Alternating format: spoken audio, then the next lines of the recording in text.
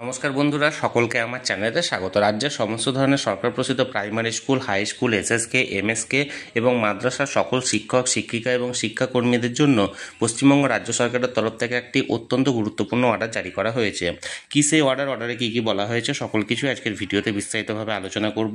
ভিডিওটি অত্যন্ত গুরুত্বপূর্ণ সকল শিক্ষক, শিক্ষিকা এবং শিক্ষাকর্মীদের জন্য, তাই প্রথম থেকে শেষ পর্যন্ত অবশ্যই ধৈর্য সহকারে দেখবেন এবং ভালো লেগে থাকলে অবশ্যই একটি লাইক করবেন এবং সকলের সঙ্গে শেয়ার করবেন।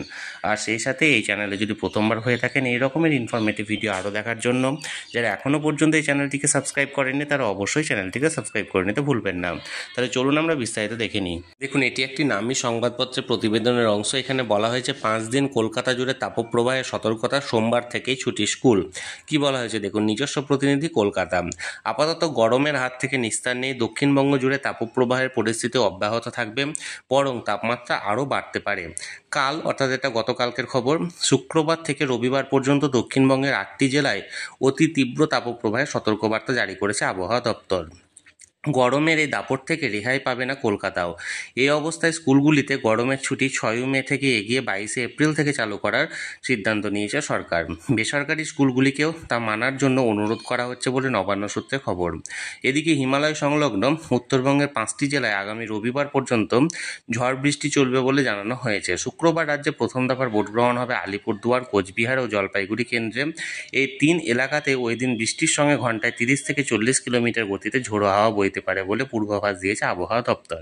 তাহলে বন্ধুরা, গোটা রাজ্য জুড়ে তাপপ্রবাহের সতর্কতা জারি করা হয়েছে এবং তার ফলস্বরূপ রাজ্যের আন্ডারে যে সমস্ত সরকার প্রসূত বিদ্যালয়গুলি আছে, যেমন primary school, high school, SSK, MSK বা মাদ্রাসা, সেই সমস্ত স্কুলগুলিকে আগামী সোমবার অর্থাৎ 22 এপ্রিল থেকে ছুটি ঘোষণা করা হয়েছে এবং অন্যান্য বেসরকারি স্কুলগুলিকেও এই আগামী সোমবার থেকে অর্থাৎ 22 এপ্রিল থেকে ছুটি দেওয়ার জন্য অনুরোধ জানানো হয়েছে।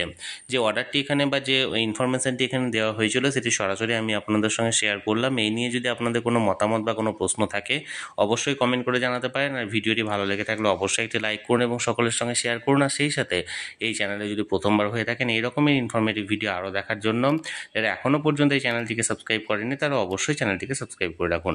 ধন্যবাদ, দেখা হচ্ছে পরের ভিডিওতে।